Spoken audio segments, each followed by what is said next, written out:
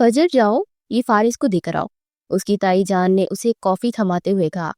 ताई जान, आप ये शानों के हाथ भेज देना, मैं ये सलाद काट लूं। फजर कितनी बार कहा है कि मुझे इनकार मत किया करो, जितना कहा जाए उतना करो। जाओ अब देकर आओ फारिस को, इंतजार कर रहा है वो कब से। फजर ने मुंह बसोरते हुए ताई जान के हाथ से कॉफी का मग थामा और फारिस के कमरे की जाने पड़ी, जबकि ताई जान ने सर झटकते उसकी पुश्त को देखा। वो जितना चाहती थी कि फजर फारिस के नजदीक हो, फजर उतना ही फारिस से दूर होने की कोशिश करती। घर वाले उनके निकाह की तैयारी कर रहे थे, जबकि वो दोनों एक दूसरे से उतने ही खार खाते थे। इतना तो वो समझती थी कि फजर फारिस से डरती है, इसलिए उसके नजदीक नहीं जाती। लेकिन फारिस के दिल में क्या चल रहा है, ये फिलहाल वो जान नहीं पाई थी। धीरे से दस्तक देते वो कमरे के अंदर दाखिल हुए। सामने ही वो सोफे पर टेक लगाए बैठा लैपटॉप पे काम कर रहा था। वो कॉफी लिए उसके पास जाकर खड़ी हुई। ताईजान ने आपके लिए कॉफी भेजी है। फारिस ने तीखी निगाहों से उसकी जानिब देखा। घर में कोई और नहीं था जिसके हाथ मम्मा कॉफी भेजती? तुम ही दिखाई दी थी क्या, या तुम्हारी कोशिश होती है कि तुम ही उन्हें दिखाई दो? ऐसी बात नहीं है फारिस भाई, मैंने उनको कहा था कि वो शानों के हाथ भिजवा दे, लेकिन वो कहते कहते बात अधूरी छोड़ दी। ठीक है, रख दो यहाँ, वो भी मुंह बिगाड़ते हुए बोला। वो यहाँ आकर बैठो और मेरी बात सुनो। वो लैपटॉप एक तरफ रखते हुए सीधा होकर बैठता, कॉफी का मग उठाते हुए बोला। जी कहे। उसके पास आकर खड़ी होकर बोली, बैठना जरूरी ना समझा, बाबा जान से बोल दो तुम्हें मुझसे निकाह नहीं करना। पिछले एक हफ्ते से वो यही बार बार कह रहा था और फजर को समझ नहीं आ रहा था कि उसे क्या जवाब दे। आप खुद तायाजान से बात करके इनकार कर देते। अगर वो मेरी बात सुनते होते तो तुमसे कहता, कहने को मैं उनका बेटा हूँ, पर वो मुझसे ज्यादा उन्हें तुम्हारी फिक्र है। न जाने क्या घोल कर पिला दिया तुमने इन्हें, बस तुम्हारा ही नाम लेते रहते हैं। बेटे की तो उनको बिल्कुल भी फिक्र नहीं है। उसकी बात पर फजर ने पहलू बदला। इसलिए जितना तुमसे कहा इतना करो, बहस करने की जरूरत नहीं है मेरे साथ। आप जानते हैं तायाजान नहीं मानेंगे, फिर मुझे क्यों बीच में ला रहे हैं? शादी आपने नहीं करनी तो आप करें इनकार, मुझे बस मोहरा बनाए। वो भी गुस्से से बोली थी और उसका ये अंदाज फारिस काफी का मग गुस्से से टेबल पर पटकता हुआ उठा और डर के 2 कदम वो पीछे हटी। तुम हो क्या जो तुम्हें मोहरा बनाऊंगा? मेरी नजर में तुम्हारी औकात हमारे घर की मुलाजमा से भी कम है, समझी तू? और इस भूल में मत रहना कि मैं तुमसे निकाह करूंगा। वो इसे इसकी औकात याद दिलाता फनकारा। फजर जानती थी कि माँ बाप के इस दुनिया से चले जाने के बाद उसके ताया जान और ताई जान ने उसकी परवरिश की थी, उसे बेटियों की तरह चाहा था।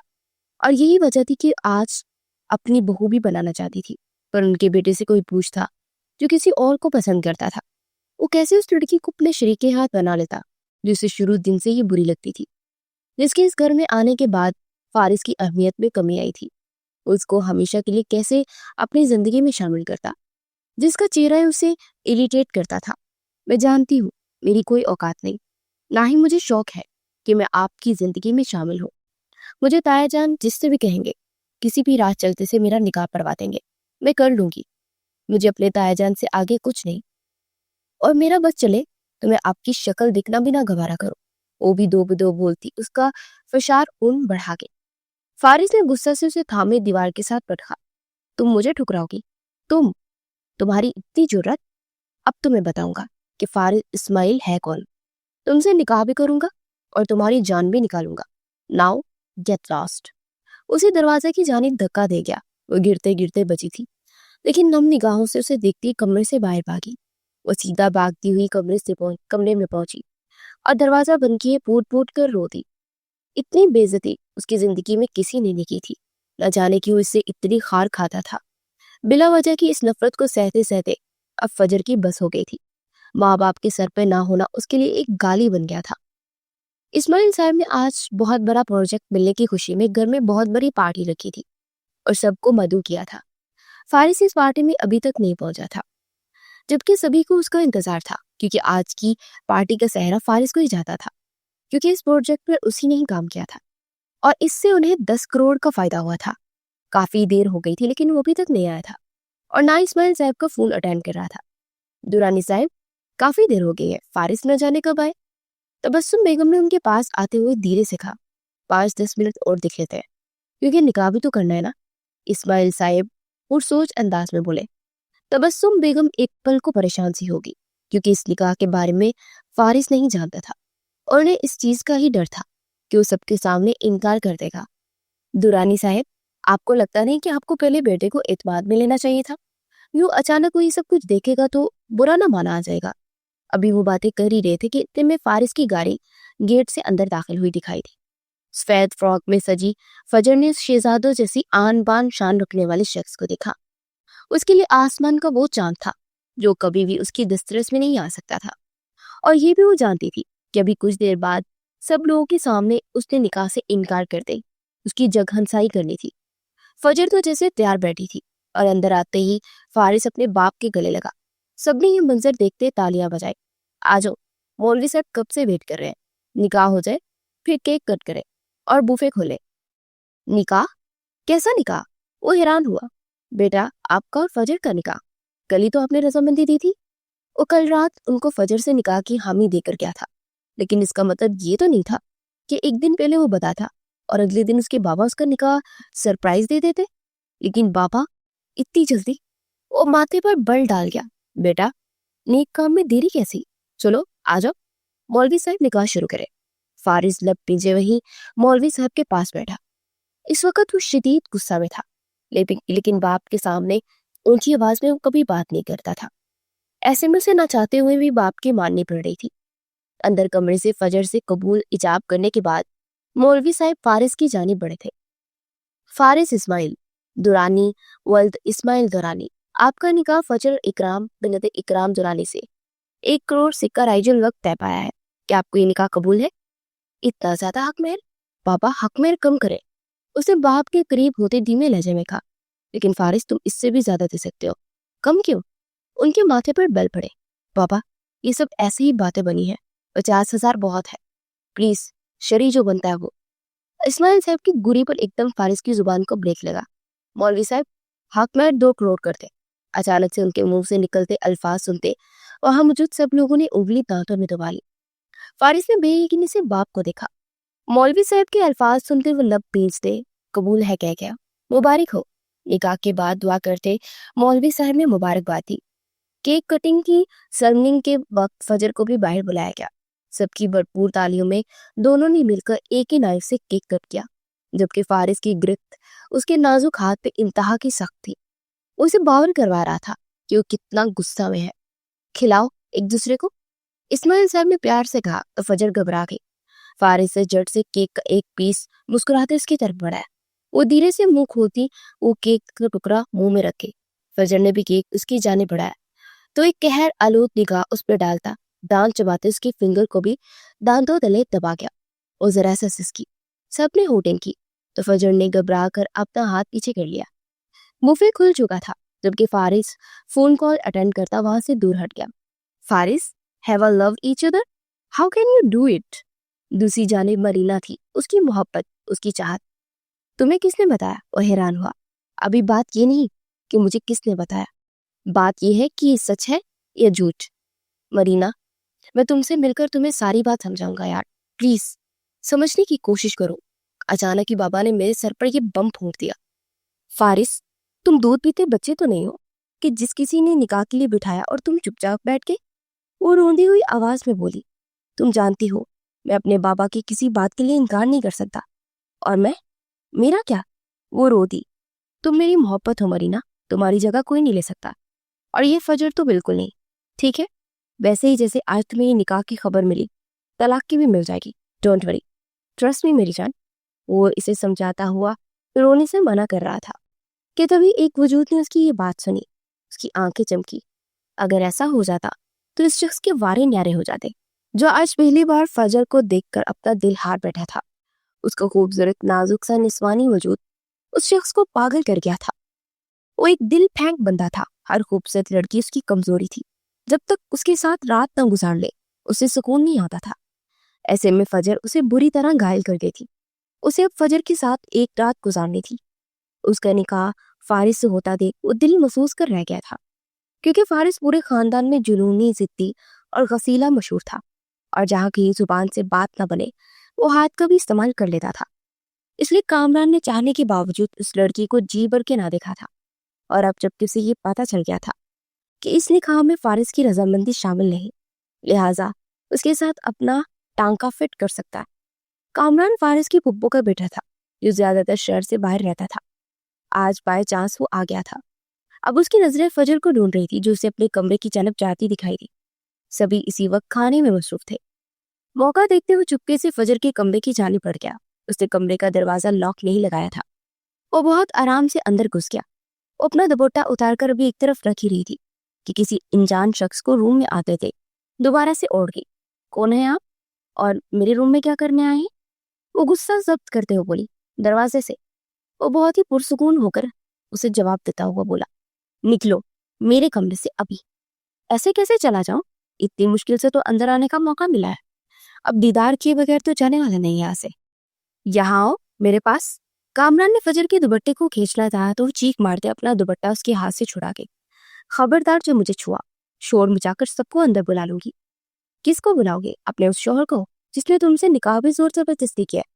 یہ تمہارے ہونے کے باوجود کسی اور لڑکی سے محبت کرتا ہے اور اسے یقین دلا رہا ہے کہ وہ بہت جلد تمہیں چھوڑ دے گا اور اس سے شادی کر لے گا۔ کس بات کا تمہارے اندر نخرہ ہے؟ میرے پاس آؤ، تھوڑا وقت دو، خوش کرو، میں تمہیں خوش کر دوں گا۔ کامران نے اس کے ہوش ربا روپ کو دیکھتے مخمور لہجے میں کہا۔ اس کی بات سنتے ایک پل کو فجر کا دل لرزا۔ وہ جانتی تھی کہ وہ فارس کی پسند نہیں ہے، لیکن یوں کوئی اور آ کر اس کے منہ پر یہ سچ بولے گا اسے اندازہ نہیں تھا۔ اب پاس آؤ گے یا مزید نخرے دکھانے کا ارادہ ہے؟ کامران کہتے ہی چلتا ہوا خود اس کے قریب آیا۔ اس سے پہلے کہ اسے چھوتا، فجر کا ہاتھ اس کے اوپر اٹھ گیا۔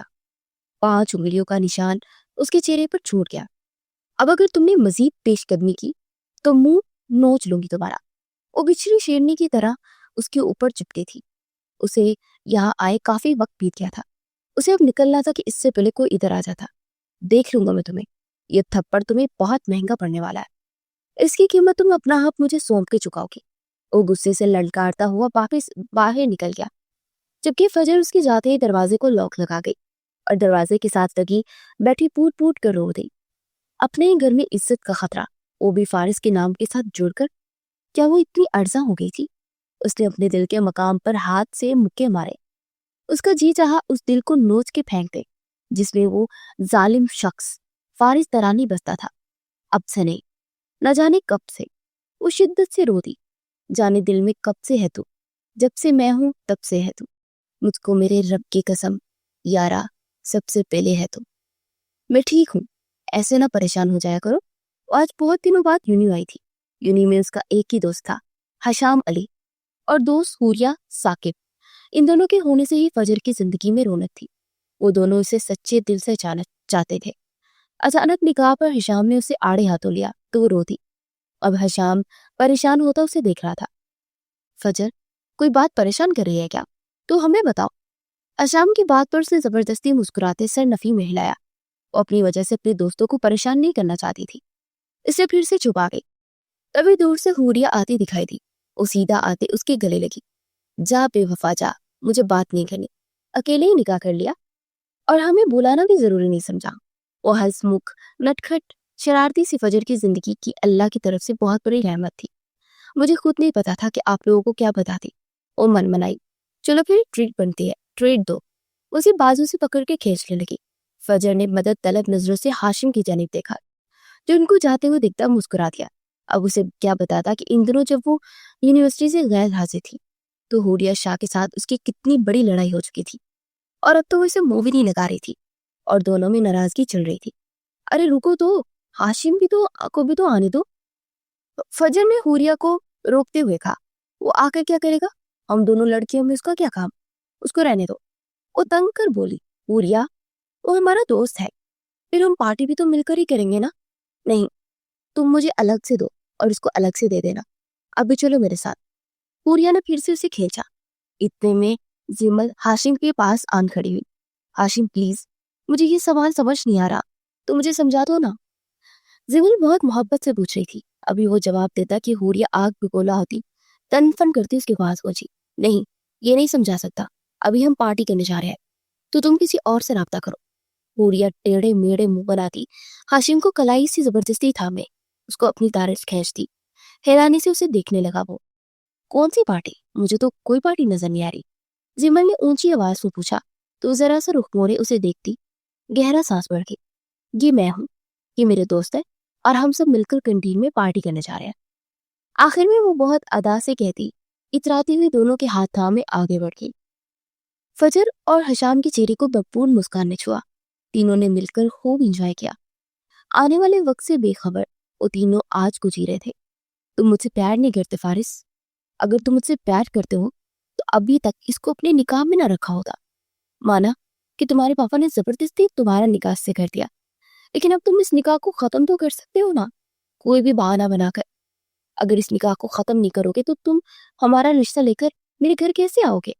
اور میری امی کبھی بھی شادی شدہ شخص کے ساتھ مجھے رخصت نہیں کریں گی. فارس، تم پلیز سمجھنے کی کوشش کرو. لڑکی کو طلاق دے کر سائڈ پر کرو. مرینا اس وقت سخت غصے کے عالم میں تھی.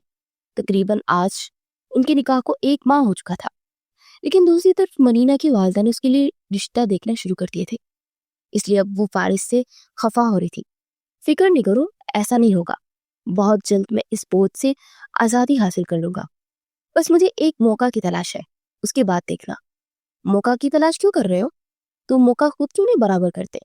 مرینا نے اس کی بات کاٹتے ہوئے کیا مطلب؟ کیا کہنا چاہ رہی ہو تم؟ اور اس کے بعد جو مرینا نے اسے راہ دکھائی وہ سوچ میں پڑ گیا. یہ سب نہیں کر سکتا میں. تم پاگل ہو گئی ہو. اس میں پاگل پن والی کون سی بات ہے فارس؟ تمہارے گھر والے اس کو عزت دیتے ہیں، آنکھوں پر بٹھاتے ہیں، تم سے زیادہ اس کی چاہت کرتے ہیں. وہ تمہیں پوچھتے تک نہیں. تمہاری کسی بات کی کوئی ویلیو نہیں. تم کیا چاہتے ہو کیا نہیں، انہیں اس بات سے کوئی فرق نہیں پڑتا. ان کے لیے صرف اور صرف فجر ہے، وہی اہم ہے. اور اب ان کا ایک ہی حل ہے جو میں نے تمہیں بتایا ہے، جو سانپ بھی مر جائے گی اور لاٹھی بھی نہیں ٹوٹے گی.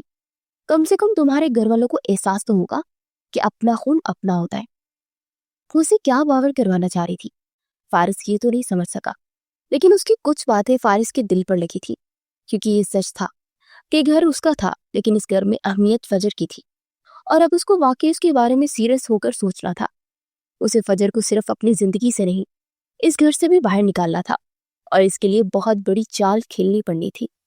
فجر بیٹا، تم بھی ساتھ چلتی تو بہت اچھا ہوتا. رقیہ خالہ کے گھر ان کے پوتے کا آج عقیقہ تھا. اسماعیل صاحب اور تبسم بیگم دونوں جانے کے لیے تیار کھڑے تھے اور فجر کو بھی ساتھ لے جانا چاہتے تھے. لیکن فجر کی طبیعت بہت زیادہ خراب ہونے کی وجہ سے اس نے جانے سے انکار کر دیا. تائی جان، میں پھر کسی دن چلی جاؤں گی، آج بالکل بھی ہمت نہیں ہے. زکام زیادہ لہجے میں وہ بولتی ذرا سا اٹھ کر بیٹھی. میں تمہارے تائی جان سے کہتی ہوں کہ وہ اکیلے چلے جائیں. تمہاری طبیعت ٹھیک نہیں ہے نا تو میں بھی. ارے نہیں تائی جان، اتنی بھی خراب نہیں ہے. آپ میری وجہ سے اپنا جانا کینسل کر دیں. اب جانتی ہے نا کہ خالہ کتنی ناراض ہو جائیں گی. آپ جائے. اچھا تم پھر اپنا خیال رکھنا. موسم بھی بہت ابرلود ہوا پڑا ہے. سب کچھ فریج میں تیار پڑا ہے، فارس آئے تو دیکھ لینا کھانا وغیرہ. کیونکہ شانو کی امی بھی بیمار ہے تو جلدی چھٹی لے گئی تھی. صبح کوشش کروں گی کہ میں تمہارے تایا کے ساتھ جلدی آ جاؤں. وہ اس کا ماتھا چومتے اسے اللہ حافظ کہتے باہر نکل گئی، جبکہ وہ واپس پھر سے بستر پر ڈے سی گئی. رقیہ خالہ کا گھر 2 گھنٹے کے فاصلے پر تھا، اور وہ جب بھی ان کے گھر جاتے تو وہ رات روک لیتی تھی، اس لیے اسے سمجھا کر جا رہی تھی. فارس رات کو کافی لیٹ گھر آیا تھا. اسماعیل صاحب سے فون پر اطلاع دی تھی کہ آج وہ گھر پر نہیں تو جلدی گھر چلا جائے، جس کی وجہ سے وہ زیادہ لیٹ گھر پر آیا تھا. اسے گھر میں کسی رضی روح کی موجودگی محسوس نہ ہوئی. وہ گھر آتے کچھ دیر ٹی وی لاؤنج میں بیٹھا رہا. اس وقت اس کی دماغ میں جو چل رہا تھا وہ صرف بربادی کی طرف لے جانے والا راستہ تھا. وہ یہ سب کرنا چاہتا تھا پر اس کا ضمیر نہیں مان رہا تھا. بالآخر ضمیر ہار گیا. اب اس کا رخ فجر کے روم کی جانب تھا. دروازہ دھیرے سے کھولتا وہ اندر داخل ہوا. وہ نسوانی وجود اس وقت کمفرٹر میں گول تھا. فارس کا جی چاہا کہ یہیں سے واپس لوٹ جائے، لیکن پھر خود کو حق بجانب سمجھتے اس لیے فجر کی جانب پیش قدمی کی. دھیرے سے اس کے وجود سے کمفرٹر کو ہٹایا. اس کا چہرہ انتہائی لال ہوا تھا. فارس نے جھک کر اس کا ماتھا چیک کیا. وہ بخار میں بری طرح بھنک رہی تھی. فجر فجر اسے آوازیں دے رہا تھا، لیکن وہ ہوش و آواز کھوئے ہوئے تھی. وہ دھیرے سے اسے باہوں میں بڑھتے باتھ روم میں لایا اور نیم گرم پانی کے شاور کے نیچے کھڑا کر دیا. وہ لڑسی تھی اور فارس کے سینے سے لگتی اس کی باہوں میں سمانا چاہا، اس کے مخملی وجود کو اپنے سے چپکتے محسوس کرتے. فارس کے پورے جسم میں سپارک سا پیدا ہوا تھا. اس کے ساتھ چپکے چلی جا رہی تھی. ٹھنڈ لگ رہی ہے، وہ بات مکمل نہ کر پائی تھی. فارس نے شاور بند کرتے اسے واپس روم میں لاتے بستر پر لیٹایا۔ ان لمحوں میں وہ تھر تھر کانپ جا رہی تھی، جبکہ شاور کے نیچے کھڑے ہوتے ہی فارس کو بھی سارے کپڑے بھیگ گئے تھے۔ وہ ذرا سا اس کے چہرے پر جھکا اور اس کی آنکھیں بند تھی، لب کپ کپا رہے تھے، جسم میں ہلکا ہلکا لرزہ طاری تھا۔ اس کی صاف شفاف گردن پہ پانی کی بوندیں کسی ابر نیسا کی طرح قطرے کی مانے چمک رہی تھی۔ فارس نے بے اختیار ہوتے اس کی گردن پہ لب رکھے تو اس کے جسم کو اب ٹھنڈا پایا۔ اس کے جسم کا ٹیمپریچر ایک دم گرا تھا، اس کی سانسیں بھی مدم چل رہی تھی۔ فجر وہ پریشان ہوتا اسے پکار گیا۔ اس کے چہرے پر تھپکی تھی، لیکن وہ اپنی آنکھیں نہیں کھول پا رہی تھی۔ فارس کی نگاہ اس کے گیلوں کپڑوں پر گئی تو لائٹس آف کر گیا۔ لمحے سرکتے جا رہے تھے اور وہ اس کو اپنے قریب کرتا سارے پردے گراتا چلا گیا۔ فجر کو خود پہ وزن محسوس ہوا تو اس کی سانسیں رکنے لگی۔ اسے پیچھے ہٹانے لگی تو فارس نے اس کی دونوں کلائیوں کو تکیے پر پن کیا۔ وہ سوچ چکا تھا اب اسے کیا کرنا ہے۔ وہ اس موقع کو گنوانا نہیں چاہتا تھا۔ چھوڑے مجھے فارس، مت کرے پلیز۔ وہ ہوش و حواس میں لوٹ رہی تھی۔ اپنے اوپر جھکے فارس کو دیکھتے وہ تڑپی تھی۔ اسے یقین نہ آیا کہ اس سے نفرت کے دعوے کرنے والا شخص یوں اس کے قریب آ جائے گا، وہ بھی رات کی تاریکی اور اکیلے پن کا فائدہ اٹھانے۔ دور ہٹے ورنہ طے جان کو آپ کی شکایت لگاؤں گی۔ وہ چلائی تھی پر اس کی آواز فارس کے لبوں میں دم توڑ گئی۔ اگر خاموشی سے خود کو میرے حوالے کر دو گی تو تمہاری بہتری ہوگی، ورنہ میں زور زبردستی پہ آیا تو تکلیف تمہیں ہی ہوگی۔ اس کی باتوں پر فجر کی آنکھوں سے آنسو ٹوٹ کر گرے تھے، لیکن فارس نے بالکل بھی اس پر رحم نہ کیا۔ وہ مرینا کی باتوں میں آتے خوبصورت اور پاکیزہ رشتے کو خود ہی خراب کر گیا۔ اس نے فجر کو اندر تک توڑ کے رکھ دیا۔ اسے فارس کو ہمیشہ اپنے دل کی سلطنت پہ سب سے اوپر بٹھایا تھا۔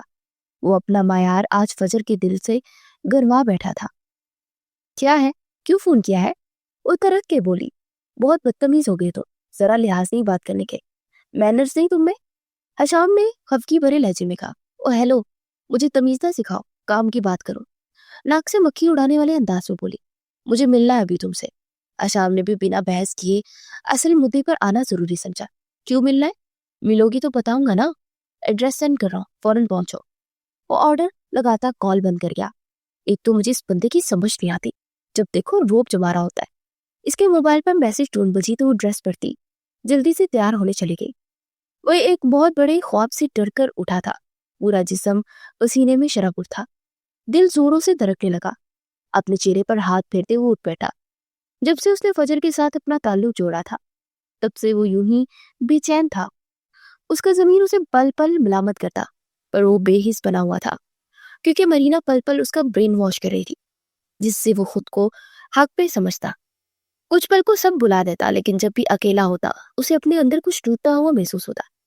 نیندیں اس کی حرام ہو گئی تھی، وہ ٹھیک سے سو نہیں سکتا تھا۔ بستر سے اٹھتا تو وہ بالکنی میں آ گیا۔ تازہ ہوا انہیل کرتا وہ کالے آسمان کی جانب دیکھنے لگا۔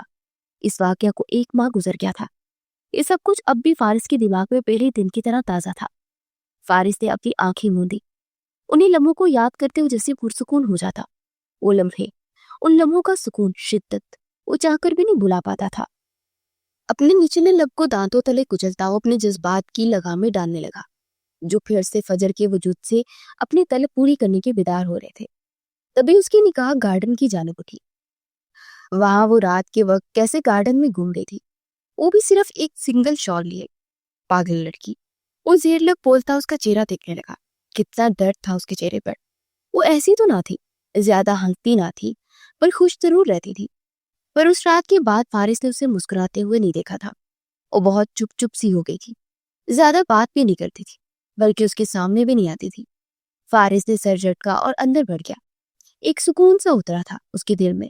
اس کا چہرہ دیکھ کے کچھ حد تک وہ پرسکون ہو گیا تھا، اور وجہ نہ کچھ جانتا تھا اور نہ جاننے کی اسے ضرورت محسوس کی تھی۔ نکاح کرو گے مجھ سے؟ ہشام نے رنگ اس کے سامنے کرتے ہوئے پوچھا تو حوریہ ایک پل کو شوق لگے۔ لیکن نکاح یوں اچانک نہیں، بہت سوچ سمجھ کر کہہ رہا ہوں۔ میں اپنی مما کو تمہارے گھر بھیجنا چاہتا ہوں، ہمارے رشتے کے لیے۔ اور مزید گویا ہوا، پر حوریہ کے چہرے کی تاثرات بدلے۔ تم پاگل ہو گئے ہو؟ اس کے تمسخر اڑاتے پیچھے ہو کے بیٹھی تھی۔ حشام کے ماتھے پر بل پڑے۔ مطلب؟ حشام، ہم اچھے دوست ہیں بس، اس سے زیادہ کچھ نہیں۔ پتہ نہیں کیسے تم نے یہ سب سوچا۔ اب کے بار اس کی آواز میں لڑکھڑاہٹ تھی۔ ٹھیک ہے، وہ سامنے رکھی رنگ کے باکس کو بند کرتا ہوا تھا۔ کہاں جا رہے ہو؟ ہوریا بوکھلا سے گئی۔ آج کے بعد ہمارے بیچ دوستی کا رشتہ بھی ختم۔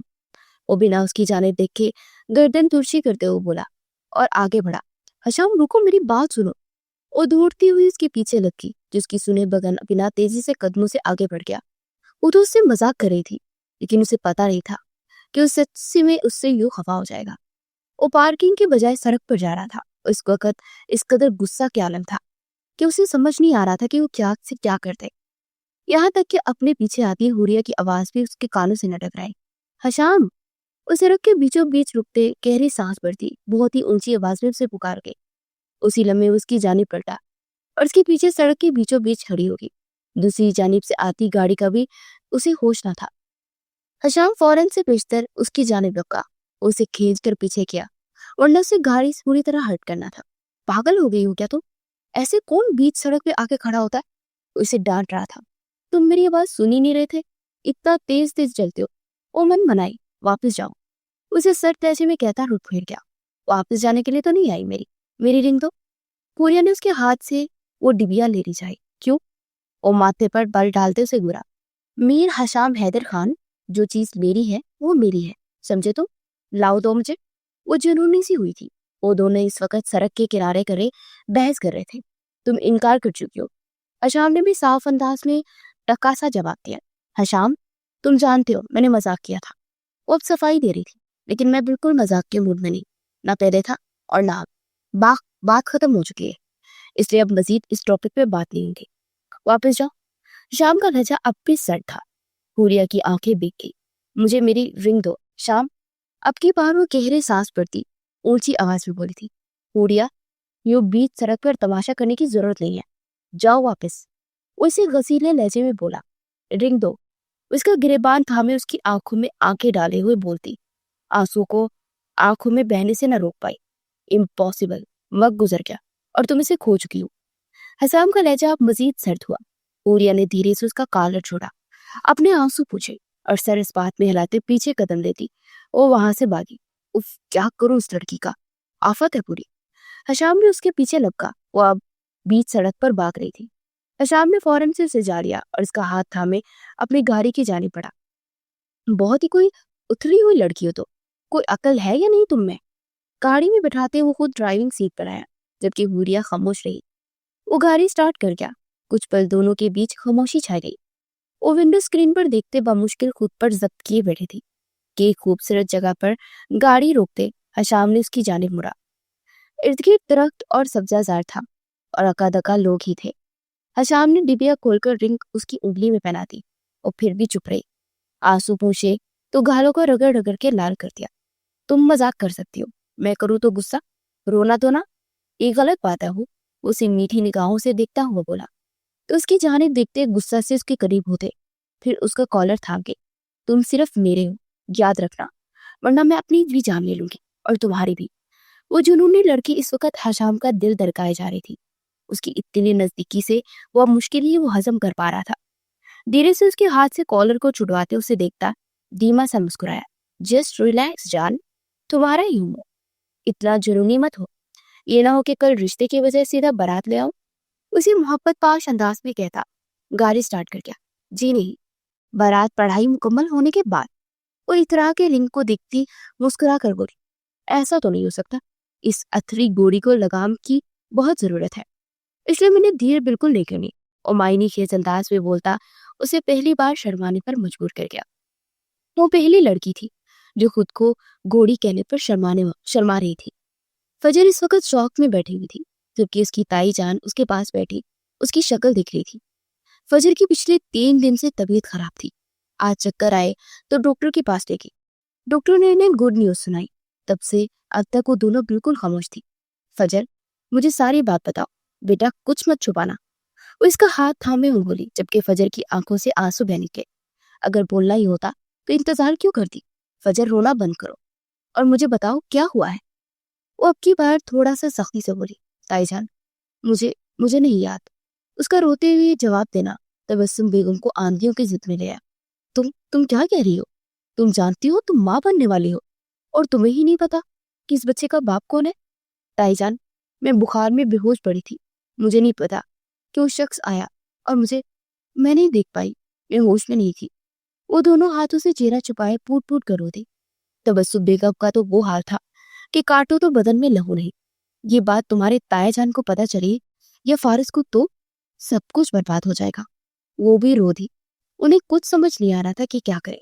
اگر یہ سب جاننے کے بعد فارس نے تعلق توڑ دیا تو وہ دل پہ ہاتھ رکھ گئی. تائی جان، میں ہر فیصلے کے لیے تیار ہوں. میں جانتی ہوں میرا کوئی قصور نہیں. میری بے ہوشی کا فائدہ اٹھایا گیا ہے، لیکن میں اپنی وجہ سے اس گھر کو بکھرنے نہیں دے سکتی. آپ تایا جان اور فارس کو سچ سچ بتا دیں.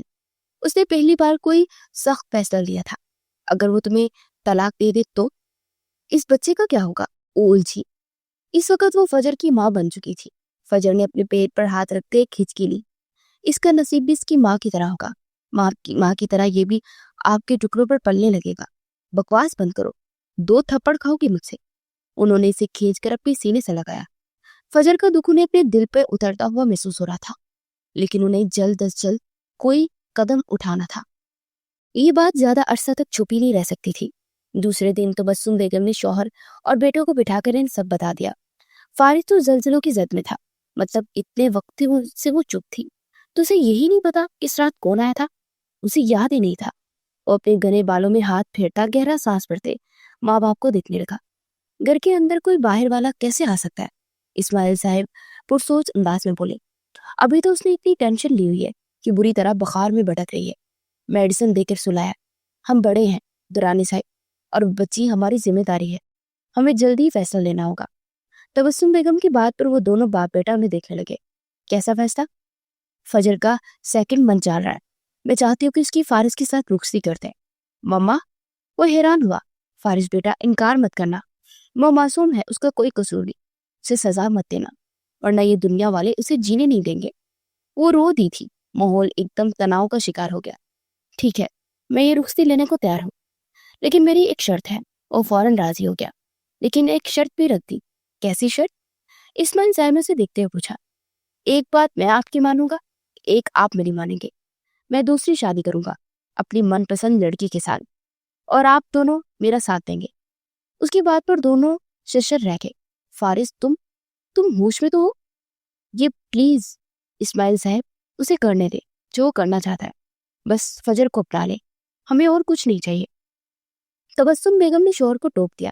بیٹا، تم فجر کو رخصت کروا لو. اس کے بچے کی پیدائش ہوتے تم جہاں کہو گے، جس سے کہو گے، میں خود تمہارا رشتہ لے کر جاؤں گی. وہ قطعی انداز میں بولی. مطلب مجھے 9 ماہ انتظار کرنا پڑے گا؟ وہ ماتھے پر بل ڈالے ہوئے بولا. تو اس پہ کوئی مذائقہ تو نہیں ہے نا؟ لوگ محبت کو پانے کے لیے کتنے سال کا انتظار کرتے ہیں. تم چند ماہ کر لینا.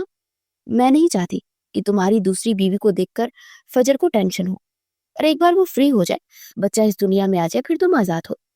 تبسم بیگم کی بات پر وہ مٹھیاں بھیج گیا، جبکہ تبسم بیگم کی بات کو ہی مانا گیا تھا. اگلے دن شام کو چند قریبی رشتہ داروں اور دوستوں کی موجودگی میں سادگی سے رخصتی کر دی گئی. فجر تو جیسے زندہ لاش بن گئی تھی. اسے امید دی تھی کہ فارس اس کی رخصتی لے گا، پر جب اسے اس شرط کا پتا چلا اور جس وجہ سے اس نے رخصتی لی تو مبہم سا مسکرا دی. فائنلی وہ ہار کے بھی جیت گیا تھا اور فجر جیت کے بھی ہار گئی تھی. فارس روم میں آیا تو وہ کمفرٹر کھولے بیڈ گراؤنڈ سے ٹیک لگائے آنکھیں مندے ہوئی تھی. فارس نے اس کا چہرہ جانچنا چاہا. آیا واقعی سے کچھ یاد نہیں ہے یا وہ جھوٹ بول رہی ہے؟ اس رات خود فارس نے اس کے لبوں سے اپنا نام سنا تھا. کیا وہ مدہوشی میں بولی تھی؟ کیا اب اس کو کچھ یاد نہیں تھا؟ وہ کتنی دیر یوں ہی کھڑا رہا اور اسے دیکھتا رہا کہ اچانک فجر گھبرا کے اٹھی، اپنے سینے کو مسلنے لگی. تھوک کو اپنے اندر نگلتے ہوئے بمشکل اٹھتی باتھ روم کی جانب بھاگنے لگی کہ لڑکھڑا گئی. فارس نے اسے فوراً تھاما اور باتھ روم لے گیا. وہ وامٹنگ کیے جا رہی تھی، جبکہ فارس اسے کمر سے گریپ کیے ہوئے اس کی پشت کو اپنے سینے سے لگایا ہوا تھا. نڈال ہوتی وہ سر پیچھے پھینک گئی. فارس اسے باہوں میں بڑے باہر لاتے بستر پر لٹا گیا. فارس، اسماعیل درانی، ایک ناجائز بچے کے لیے میری اتنی فکر نہ کریں. اس ناجائز بچے کو آپ نے نام دے دیا، میرے لیے یہی بہت ہے. اور نڈال وجود اور کپ کپاتی آواز میں بولتی فارس کا دماغ کما گئی. Shut up! اس کے اپنے ہی بچے کو وہ ناجائز بول رہی تھی. کیسے برداشت کرتا ہوں؟ نہ تم ہوش میں ہو اور نہ تمہارے حواس اس وقت کام کر رہے ہیں. منہ بند کرو اپنا اور سو جاؤ. وہ پیچھے ہوتا وہ بولتا کبٹ کی جانب بڑھ گیا. मुंह ही तो बंद कर लिया है। वो कड़वट बदलते तकलीफ ज़दा आवाज में बोली कि फारिस एक पल को थमा और एक पल में सर चढ़ डुकता वॉशरूम में घुसा और शॉवर लेता वापस आया तो गहरी नींद में जाग चुकी थी। बालों को पुश करता वो भी उसकी जानिब आकर लेटा। मोबाइल उठाकर देखा तो मरीना की कोई कॉल या मैसेज नहीं था। वो सुबह से ट्राई कर रहा था पर वो रिस्पॉन्स ही नहीं दे रही थी। उसे सुबह मिलके मनाने का सोचते। मोबाइल एक तरफ रखा, वो जरा सा फजर पे झुका, उसके माथे पर हाथ रखा। उसका बुखार जब किया पर वो नॉर्मल ही था। अब पीछे होके तकिए पर सर गिराया लेकिन नींद कोसों दूर थी। धीरे से फजर का रुख अपनी जानिब मुड़ा, एहतियात से उसको सीधा करते हुए लिटाया। वो क्यों उसकी इतनी केयर कर रहा था वो खुद भी नहीं जानता था। बेख्तियार उसके चेहरे पर निगाह दुराते उसके पेट पर हाथ रख गया। एक दिलफरीब सी खुशी की लहर पूरे बदन में दौड़ गई। बाप बनने का एहसास हर एहसास पर हावी हुआ था। हाथ को उसकी शर्ट से अंदर ले जाते अपने बच्चे को अपना लफ्ज महसूस करवाना चाह रहा था। दिल की बेचैनी बढ़ती जा रही थी। वो हाथ फेरता फजर को देखे जा रहा था जो मेडिसिन लिए गहरी नींद में थी। धीरे से झुकता वो अपने बच्चे को अपने होंठों के लम्स की पहचान करवा रहा था। अगर फजर जाग रही होती तो ये मंजर देखकर बेहोश हो जाती। फारिस और उसकी इस तरह करीब वो ख्वाब में भी नहीं सोच सकती थी। वापिस तकिए पर सर रखे लेटता वो अब जैसे पुरसुकून सा हो गया था। फजर का सर अपने सीने पर रखे उसके गिर्द हिसार बांधता वो आसूदगी से आंखें मूंद ली। कोई कह सकता था कि यही वो शख्स था जो पहले फजर के वजूद से भी नफरत करता था और अब फजर का वजूद उसके लिए सब कुछ बन गया था। फजर की आंख खुली तो अपने गिर्द हिसार महसूस करते वो जट से पीछे हटी। उसका दिल 200 की रफ्तार से धड़का था। उसके एकदम पीछे हटने से पारिस की आंख खुल गई। वो अपने घने बालों पे हाथ फेरता बिस्तर छोड़ गया। उस शख्स को अब भी अपनी अना ही प्यारी थी। वो अब भी अपने जज्बात पर से आंखें चुरा रहा था। फजर ने अपनी आंखें पूछते धीरे से उठकर बैठना चाहा। बेख्तियार हाथ पेट पर जा ठहरा। कुछ अजीब सा एहसास जागा, एक सुकून सा। कम अज कम कोई से नाजायज नहीं कहेगा सिवाय उसकी माँ के। वो तलखियां हंसी हंसी थी। नहीं करनी तुमसे बात, कैसे मान के तुम उसकी रुखसी के लिए? हमारे बीच तो ये तय हुआ था ना कि तुम इसे बद किरदार कहकर छोड़ दोगे, उसका बच्चा नाजायज होगा। फिर मरीना बेदरीग बोले जा रही थी। सुबान को लगाम तो मरीना, वो मेरा बच्चा है। अपने बच्चे के लिए मैं कुछ भी गलत नहीं सुनूंगा। वो आज पहली बार फारिस का लहजा और अंदाज बदला था। मरीना ने हैरानी से उसे देखा। फारिस ने अपना चश्मा उतारते एक तरफ रखा। देखो तरी मरीना, मेरी बात हो गई है मम्मा से। जैसे ही बच्चा इस दुनिया में आएगा हम दोनों की शादी वो खुद करवाएंगी। अच्छा, और क्या तब तुम फजर को छोड़ दोगे? वो दुखी अंदाज में बोली। एक पल को खामोशी छा गई। उसी लम्हे मोबाइल पर कॉल आने लगी। फजर इस कॉलिंग देखता वो मरीना को देखने लगा। मरीना की नम निगाहें भी इस नंबर पर थी। फारिस ने कॉल रिसीव की। फारिस प्लीज जल्दी घर आ जाए, ताईजान की तबीयत बहुत खराब हो गई है। वो आंखें नहीं खोल रही। फजर की रोती आवाज पर वो बुखलाते उठा। कहाँ जा रहे हो? मेरी बात का जवाब दे बिना। मरीना उसकी राह में हायल हुई। नहीं, एक लफ्ज़ी जवाब देता वो वहां से चला गया। वो तो खुद भी नहीं जानता था कि उसके मुंह से ये कैसे निकला, जबकि मरीना का रो रो के बुरा हाल हो गया था। अब वो पछता रही थी उस वक्त को जब उसने फारिस को फजर के करीब जाकर उससे ताल्लुक जोड़ने और फिर बदकिरदारी का इल्जाम लगाकर छोड़ देने को कहा था। पर फारिस कैसे उसे अपनी बात से मुकर गया था वो समझ ही नहीं पा रही थी। पर एक बात का उसे अंदाजा हो गया था कि औलाद जो इस दुनिया में भी आई भी नहीं थी उसमें बहुत ताकत थी। और तबस्सुम बेगम को लिए अस्पताल आया। उनका ब्लड प्रेशर खतरनाक हद तक शूट कर गया था। Don't worry, she is all right. अच्छा हुआ आप बर वक्त इन्हें हॉस्पिटल ले आए, वरना जरा सी मजीद देरी उनकी जान भी ले सकती थी। डॉक्टर उसे थुपकी देते हुए आगे बढ़ गया, जबकि फारिस निगाह बेंच पर एक तरफ बैठे मुसलसल दुरूद पाक वर्द करती फजर पे जा ठहरी, जो मुसलसल दुआएं मांग रही थी। उसका पकीजा चेहरा आज फारिस की दिल को उसकी जानिब खींच रहा था। डॉक्टर के जाते हुए उसके पास चली आई। ताईजान अब कैसी है? मैं मिल लूं इनसे? वो सू करती हुई बोली। थोड़ी देर तक मिल लेना, थोड़ी अपनी तबीयत ठीक नहीं है, तुम्हें घर जाना चाहिए, मम्मा के पास मैं हूँ।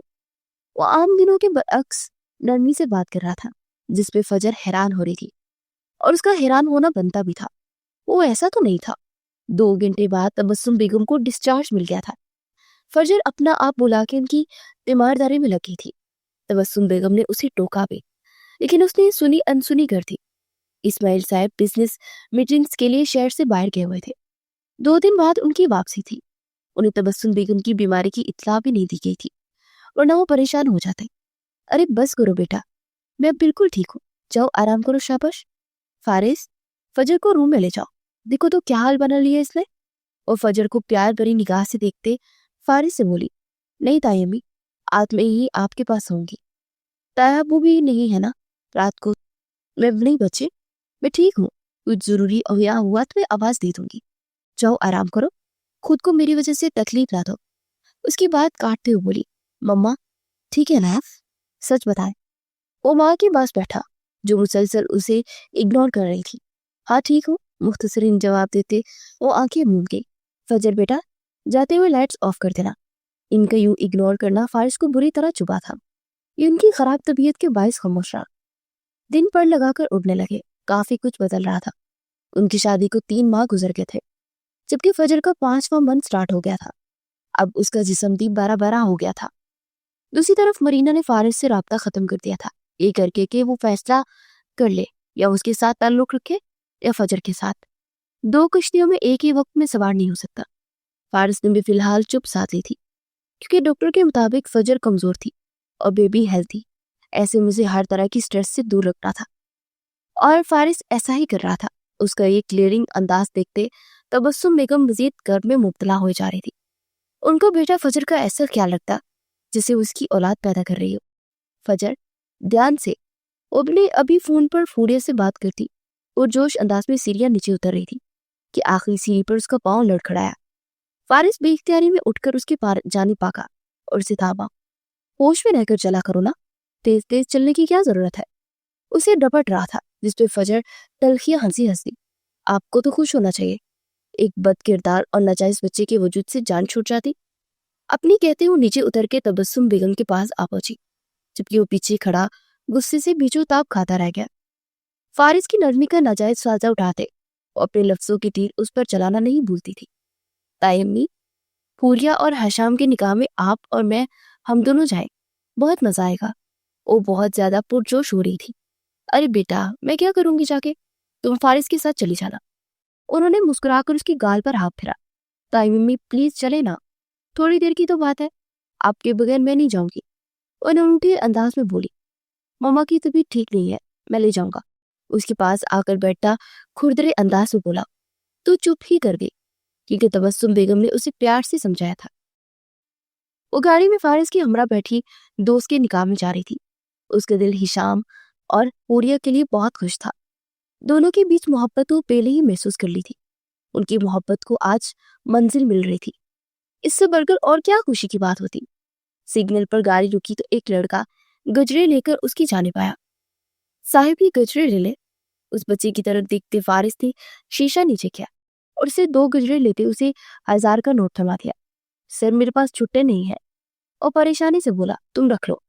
फारिस ने मुतानत से कहते गाड़ी आगे बढ़ा दी, जबकि गजरे उसने डिशबोर्ड पर रख दिए। गजरे फजर की कमजोरी थी, उसको बस नहीं चल रहा था कि उठाकर पहन लेती, और ये सोचकर चुप हो गई कि उसके लिए नहीं लिए, ये तो फारिस ने अपनी मोहब्बत के लिए लिए होंगे, जिससे वो बहुत जल्द शादी कर लेगा। एक ठेस सी उठी थी और दिल में वो गहरा सांस भरते विंडो से बाहर देखने लगी। गाड़ी एक बहुत बड़े मार्केट के बाहर पार्किंग एरिया में रुकी। वो ब्लू कलर का फ्रॉक जेबतन की हुई थी। हल्के फुल्के मेकअप में वो डायमंड टॉप्स के साथ बहुत खूबसूरत चेहरा टांपे नीचे उतरी थी। मार्केट की रौनक अरूज पर थी। जैसे ही मेन गेट से वो इंटर हुए, फारिस ने उसे वो गजरे पहना थे। वो हैरान नजरों से उसे देखने लगी। पूरिया और हशाम उन्हें देखते फौरन उन लोगों की जाने पड़े। वो बहुत खुशदिली से उनसे मिले। उनसे मिलते फजर के चेहरे पर एक दिलफरेब मुस्कान थी। हम इतना खुश हैं कि आप दोनों के आने से कि आप सोच भी नहीं सकते। पूरिया ने फजर की गाल पर प्यार करते हुए कहा, जो कि फारिस को काफी नागवार गुजरा। उसकी बीवी की गाल को भी कोई छुए, और वो थोड़ा लेट हो गया था। निकाह हो चुका था और अब सब वो खाने पीने में मसरूफ थे, जबकि हुरिया, हशाम और फजर अपनी ही महफिल सजाकर एक टेबल पर बैठे इर्द गिर्द से सब कुछ बुलाए हुए थे। कोई कह नहीं सकता था कि दोनों आज एक दुल्हा दुल्हन थे। उनके साथ एक चेयर पर बैठा फारिस बहुत खामोशी से नजरों से फजर को देखे जा रहा था, जिसे आज कुछ अजीब सी कशिश से घेर रही थी। वो रात एक बार फिर से आंखों में घूमने लगी। वो लम्हे वो सिस किया। अचानक फजर की निगाह उस पर उठी तो उसका मुस्कुराता चेहरा एक पल को संजीदा हुआ। उसकी आंखों में उभरती जज्बात की शिद्दत महसूस करते फजर जी जान से लड़ सी थी। इन चंद माह में वो बिल्कुल उसके नजदीक नहीं आया था, ना ही कोई मोहब्बत का अछूता एहसास दिलाया था, लेकिन क्लियर बहुत करता था जिसकी फजर को आदत सी हो गई थी और अक्सर उस नाज रखी भी उठा लेती। पर अब उसकी आंखों में छुपी तलब और दास्तान सुनाई दे रही थी, और एक औरत अच्छे से समझ सकती है अपने शौहर की तलब को। रात देर के वो वापस लौटे। फजर काफी थक गई थी। वो कमरे में आते ही चेंज किए बिना ही लेट गई, जबकि पारिस इस्माइल साहब को अपने खैर खैरियत से घर आने की इत्तला देता रूम में आया तो फजर को आरा तुरछा लेटा देख उसके पास चलाया।